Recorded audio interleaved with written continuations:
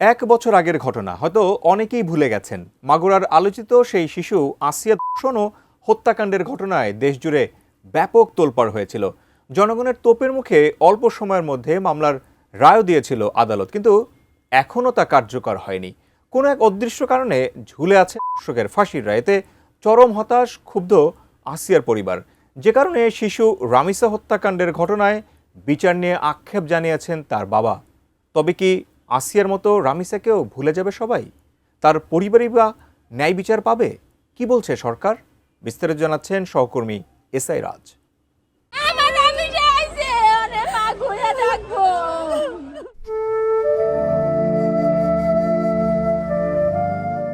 ছোট্ট শিশু রামিসাকে হারিয়ে এভাবেই কান্নায় ভেঙে পড়েন তার মা। পরিবারের আর্তনাদে ভারী হয়ে ওঠে সেখানকার বাতাস। ২০ মে রাত ৯:৩০টার দিকে জানাজা শেষে মুন্সিগঞ্জের সিরাজদিখানে দাদা দাদির কবরের পাশে দাফন করা হয় রামিসাকে।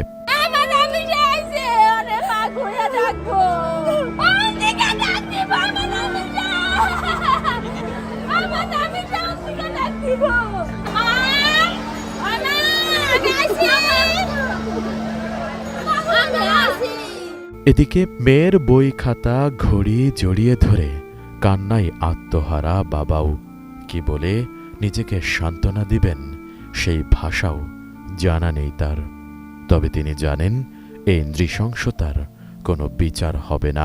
তাই আক্ষেপ নিয়ে মেয়ের হত্যাকাণ্ডের বিচার প্রসঙ্গে কান্না জড়িত কণ্ঠে রামিসার বাবা আব্দুল হান্নান মোল্লা বলেন, আমি বিচার চাই না, কারণ আপনারা বিচার করতে পারবেন না। আপনাদের বিচার করার কোনো রেকর্ড নেই। আমার মেয়েও আর ফিরে আসবে না। এটা বড়জোর ১৫ দিন চলবে, আবার কোনো ঘটনা ঘটবে, তারপর এটা ধামাচাপা পড়ে যাবে। উন্নত মানের কাঁচামাল আরআইএল অ্যাঙ্গেল এন্ড চ্যানেল। এখন কাঠের দিন শেষ, আরআইএল এর বাংলাদেশ। এই ৫০ টাকা দিয়ে ঘড়ি কিনে দে। আমার মেয়েকে আমি সবসময় ভালো জিনিস কিনে দিচ্ছি। রামিসার বাবার এই আক্ষেপ মনে করিয়ে দেয় ২০২৫ সালের ৫ মার্চ রাতে বড় বোন ফাতেমার শ্বশুর বাড়িতে বেড়াতে গিয়ে ধর্ষণের শিকার হওয়া ৮ বছরের শিশু মাগুরার আসিয়ার কথা। পরে তাকে অচেতন অবস্থায় ঢাকায় আনা হয় এবং টানা ৮ দিন মৃত্যুর সঙ্গে লড়াই করে ঢাকার সিএমএইচে মারা যায় শিশুটি। আপনারা বিচার করতে পারবেন? পারবেন না। আপনারা কোনো এক্সাম্পল দ্বারা করতে পারবেন? বাবা, হ্যাঁ, আমার কি স্টেম নেবেন? স্টেমে লিখিত নেবেন? আচ্ছা, তো কিছু কথা পারবেন না। আপনারা পারবেন না। আপনারা পারবেন না। এটা বড় যুবক ১৫ দিন, এরপর আরেকটা বড় কোনো ঘটনা পড়বে, এটা ধারা চলে যাবে। শেষ। ওই ঘটনায় কেঁদেছিল পুরো দেশ, উত্তাল হয়ে উঠেছিল চারপাশ। শোকের সর্বোচ্চ শাস্তি নিশ্চিতে সারা দেশে বিক্ষোভ ও প্রতিবাদের ঝড় উঠেছিল তখন। তোপের মুখে নারী নির্যাতন দমন আইনে সংশোধন এনে দ্রুত বিচার ও রায় কার্যকর করার প্রতিশ্রুতি দিয়েছিলেন তৎকালীন আইন উপদেষ্টা আসিফ নজরুল। তবে বিচারিক আদালত মামলার প্রধান আসামি হিটু শেখের মৃত্যুদণ্ড দিলেও মামলাটি এখন উচ্চ আদালতের আপিলে আটকে আছে। ফলে কবে রায় কার্যকর হবে তা নিয়ে অনিশ্চয়তায় আসিয়ার পরিবার। আসিয়ার মা আয়েশা খাতুন বলেন, ঘটনার পর অনেকে পাশে থাকার প্রতিশ্রুতি দিয়েছিল, কিন্তু এখন আর কেউ খোঁজ নেয় না। সংসার চলছে একটি গাভীর দুধ বিক্রি করে। কিছুক্ষণ চুপ থাকার পর দীর্ঘশ্বাস ফেলে তিনি বলেন, খুনি জেলে বসে ভালো আছে, আর তারা প্রতিদিন কষ্ট নিয়ে বেঁচে আছে। বিচার কার্যকর করতে এত দেরি হলে তার ভয় হয় আদেও বিচার হবে কিনা।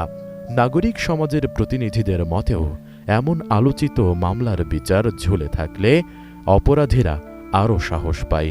তাই দ্রুত রায় কার্যকরের দাবি তাদের। বহু আসিয়াকে এই বাংলার মাটিতে এই পর্যন্ত আমরা দাফন করেছি, কিন্তু আসিয়াদের শহীদদেরকে দাফন করার ঘটনা আমাদের মনে পড়ে না। এই শাস্তি যতক্ষণ পর্যন্ত বাস্তবায়ন না হবে, চরম শাস্তি দেওয়া না হবে এবং বিচারের যত ফাঁক ফোকর আছে এগুলো যতদিন বন্ধ করা না হবে ততদিন পর্যন্ত আসলে এগুলো বন্ধ হবে না।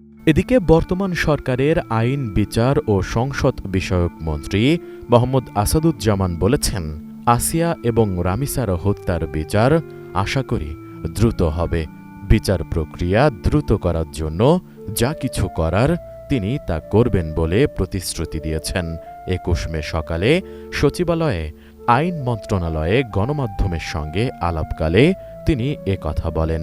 এ সময় আগামী ১ সপ্তাহের মধ্যে রামিসা হত্যার তদন্ত প্রতিবেদন জমা দিতে ঢাকা মেট্রোপলিটন পুলিশ কমিশনারকে নির্দেশ দেন তিনি। রামিসার বাবা যেটা বলেছেন সেটা আমি বলবো না, উনি অমূলক কিছু বলেছেন। বাংলাদেশের বিচার ব্যবস্থায় যে মামলার জট, সেই জট নিরসনের জন্য আমরা পদক্ষেপ নেব। আমাদের পক্ষ থেকে এই বিচার প্রক্রিয়াটাকে সামনের দিকে দ্রুত সম্পন্ন করার জন্য যা কিছু করা সম্ভব আমরা সবটুকুই করব। এখন কার্যকরের প্রশ্নে আইনি একটা কাঠামো আছে, ডেথ রেফারেন্সগুলো সুপ্রিম কোর্টের কনফার্মেশন লাগে। S I Raj, ATN news, Dhaka.